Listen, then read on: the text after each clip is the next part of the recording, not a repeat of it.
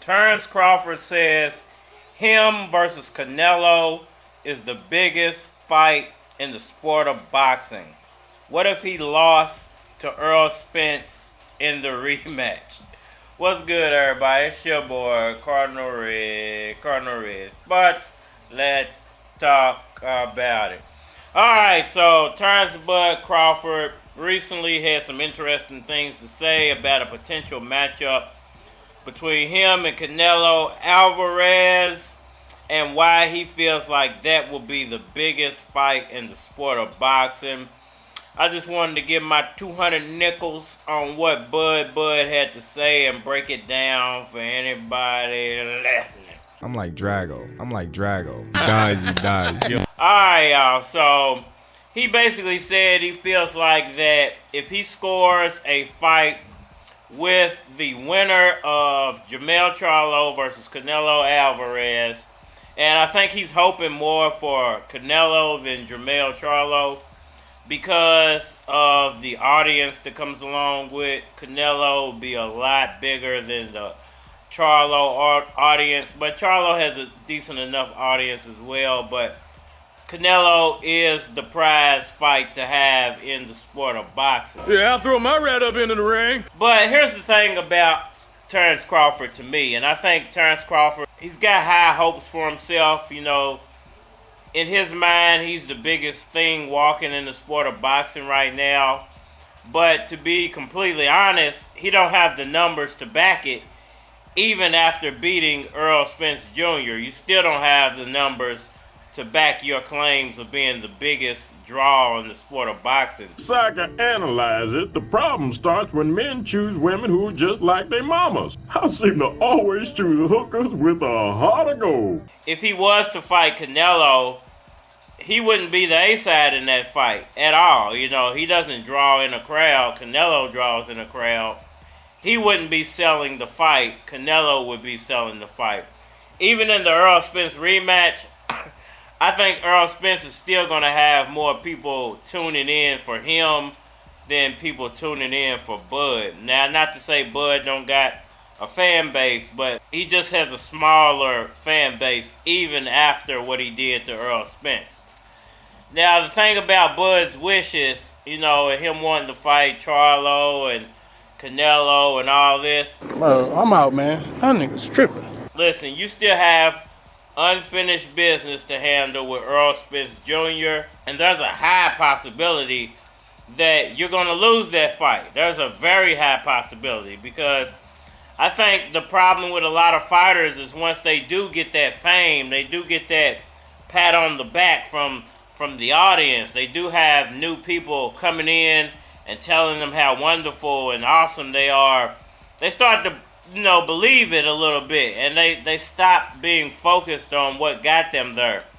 And I think that Bud's headed down this same road, and I think Errol Spence, not to say that he got unfocused, but I think Errol Spence realizes his mistakes, and he's definitely not going to make those mistakes twice. Except I've got my community excuse card. So I think, even if he does lose the rematch, it's going to be a different version of Spence in the rematch. And Terence Crawford might get beat the F up. He might still win. Both of them guys might get beat the F up. But, Terence Crawford might still win, but it might be a beating to where he doesn't want to move all the way up to 168 pounds.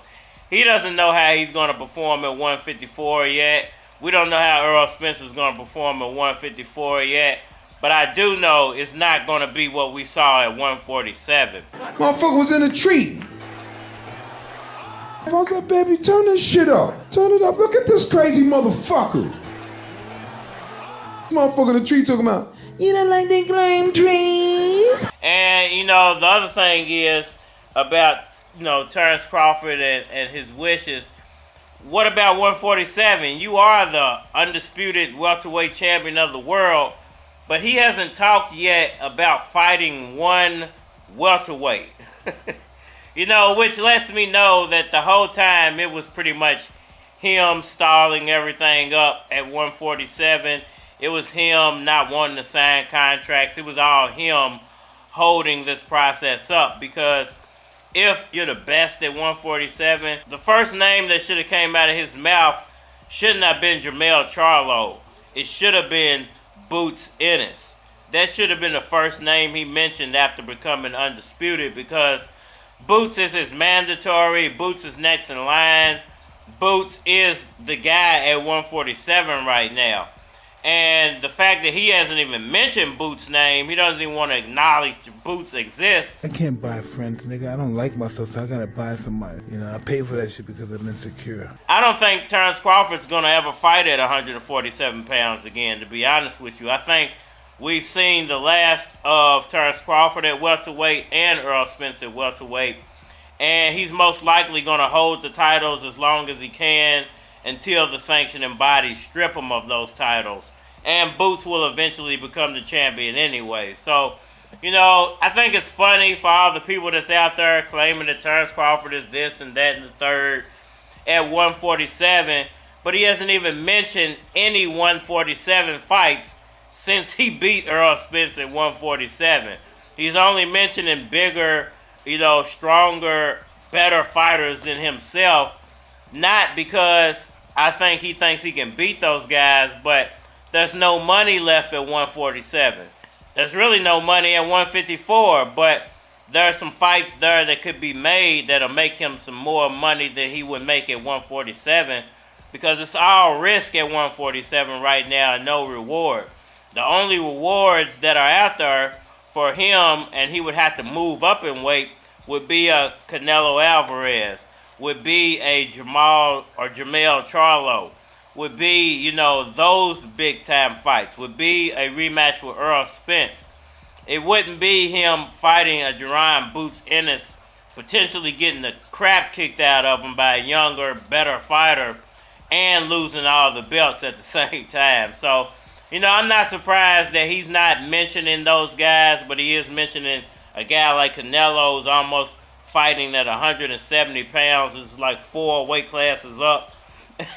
And, you know, it's comical at this point, you know. But to each his own. Do I think that that's the biggest fight in the sport of boxing? Terence Crawford, Canelo Alvarez? No, there's some much bigger fights that could be made.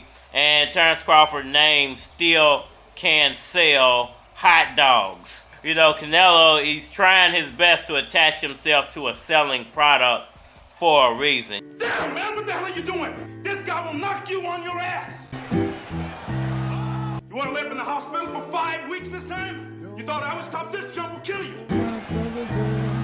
Come on, get your head on your shoulders, man. There is no tomorrow. Y'all let me know what y'all think about all that down in the comment section below. Hit that like button for me, share, subscribe, holler at me on all social media platforms, Facebook, Instagram, YouTube, Twitter. You're more likely to get a response on the tubes, so holler at me over there. You want to collabo, feature a product or your channel on my channel, hit my Gmail, because it is a flock of cards at gmail.com. And we are Urine with the flow, shit and piss on rappers, feces and urine on the flow. Mop it up, 100 mops not enough.